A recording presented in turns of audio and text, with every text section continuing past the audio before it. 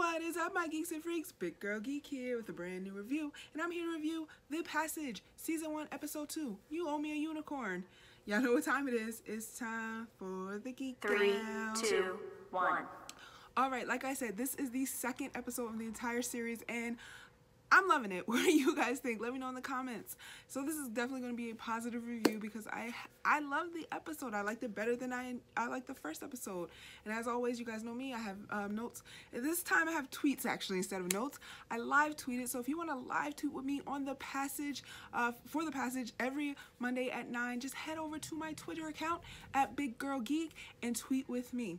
All right, so here we go. The episode started off right where the first episode picked up. They're in the car. He's been shot. Brad has been shot, and they are on the run from the organization. I don't know if it's the CDC / government ops. I don't think they've made clear what this organization is, but they are on the run from it. And the car chase, I felt, was, like I tweeted, was a little bit predictable. Like, you know, he went through the red light, he turned on the sirens because they were in a stolen cop car. So that means the car is behind them. I got stopped because there was a car crash, and so that's how they were able to get away. So they end up running into a school on their way to a field trip, and I was dying. The story they gave, he said, run, you know, go with me. Oh, my daughter, you know, I'm a single dad, and I'm all messed up. I don't have anything for her for school, and I forgot everything at home.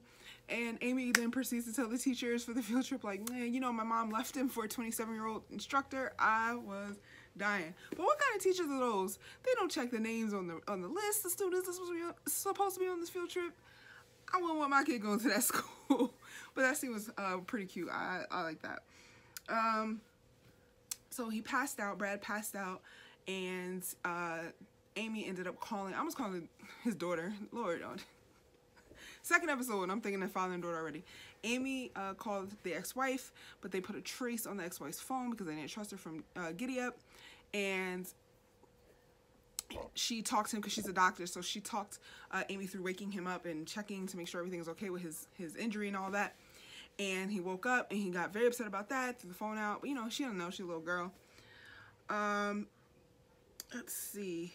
So after we had that scene, and, you know, he's like, okay, I know where we can go, it flashes back to the doctor who was in the original research group that found the vampires, and we got a little backstory as to what his role in this whole situation entails. His wife had been got sick, diagnosed with, I think, Alzheimer's or dementia, or a combination of both of those diseases, and he was looking for a cure, and that's how they wound up finding this guy in the cave from the first episode, and that's how they ended up being vampires. So I'm like, we got these vampires because one man was trying to help his wife. Sorry, sorry, not sorry. Like, really? I don't know. That kind of made me a little upset. So if I had something bad to say about it, I was like, oh, that's kind of a whack reason. But I guess we'll, you know, of course, get more into that as we go on through the rest of the season. So we shot back, of course, it was back and forth between them and Brad and Amy. And as we're seeing more of Brad and Amy, like, I am loving even though it was rushed, and I said in my last review it felt a little rushed, but it's kind of working. It worked for this episode. I'm loving their connection. I'm loving their bond that they're forming, and I'm digging it. So Brad took her to this lady in, I think, Wyoming, Wisconsin, something like that. The lady that trained him in the armed forces. Lucy, something like that. I can't remember her name. I have it, but I just can't remember it right now. And took it to her house, and she's like so like hermit crabby that she has like these set up around her house. She has these alarms. She's a whole house full of guns. So she's ready for the end of the world. She's ready for the apocalypse, the zombie apocalypse, the vampire apocalypse. She's ready. So they went there. She, you know, fed them, clothed them, helped them out, and we got to see a really sweet scene between Brad and Amy when it was time to go to sleep, and she couldn't sleep, and the ex-wife showed up there because she's a doctor and she had to treat him, and she's like, what are you gonna do with this girl? You're just gonna run away with her? And, you know, and then it made me start to feel like, well, damn, you know, I was really liking Brad and Amy, but is Amy just a placeholder for the daughter that they lost? What do you guys think? Let me know in the comments. Did they bond so quickly because Brad just is like, this is his daughter reincarnated, or do they really have a real bond? let me know what you think. I mean, I'm a little bit torn right now, so we'll have to see more as we get more episodes. It's funny that the ex-wife showed up and she just left her fiance David, and they ended up kissing or whatever. So she's cheating on David in Wisconsin. So we also cut back to the guy from Death Row, the black guy. I can't remember his name. He has now taken the shot of what turns them into vampires, and he's now entering the dream world where the vampires have their powers. I guess they get into dreams, and he met Tim and then the girl vampire, and they're trying to get him to drink the blood. So I guess once you drink the blood, that means you're full on vampire mode, and he just wasn't there yet. He wasn't ready yet.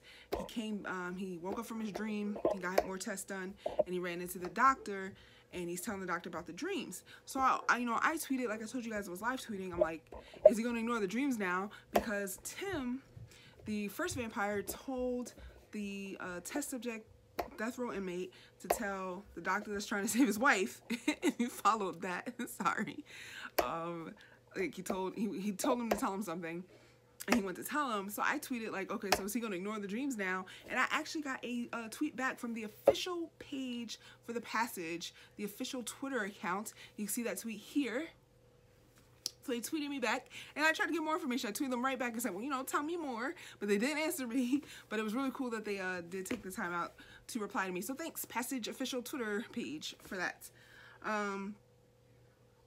And again, this is all for his wife. We saw the doctor go back and see his wife. She's in a institution, and she's just like full on has the disease, and she doesn't remember anything or doesn't know what's going on.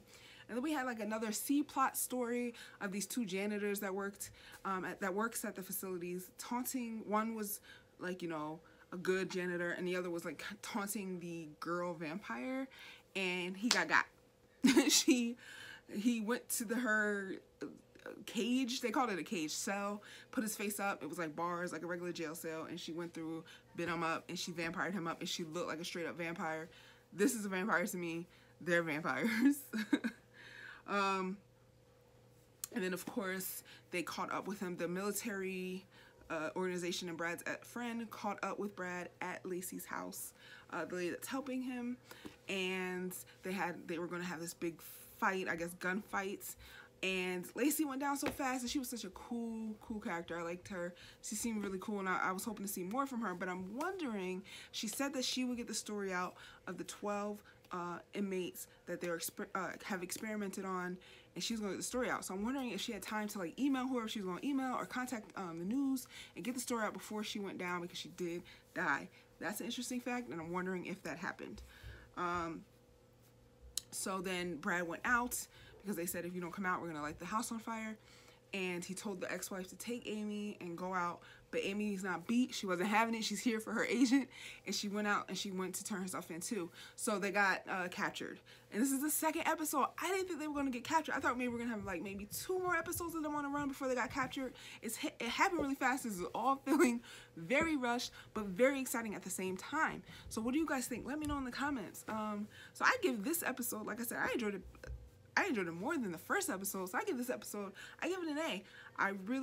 Besides that one thing that I said annoyed me as to why this whole thing started, because of the wife, I don't know. I just think that's kind of whack. I was just hoping that they just happen to be there, and vampires have always been around. I don't know, maybe that's what I'm just used to, but this is more rooted in real life.